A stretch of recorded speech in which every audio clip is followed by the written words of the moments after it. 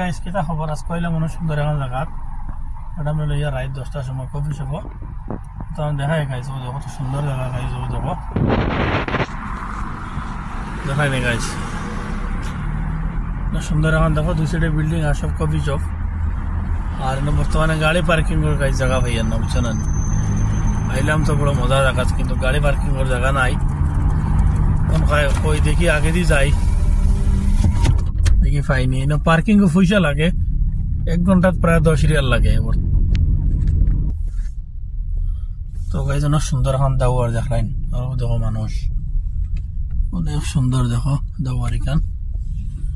আমি না ঘুরাই গাড়ি দেখি পার্কিং পাইনি কোনো ভাই বর্তমানে বহুত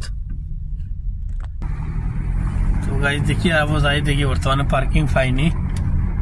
না পাইলে তোর বারে বারে যাবি পার্কিং আছে বাস পয়সা লাগে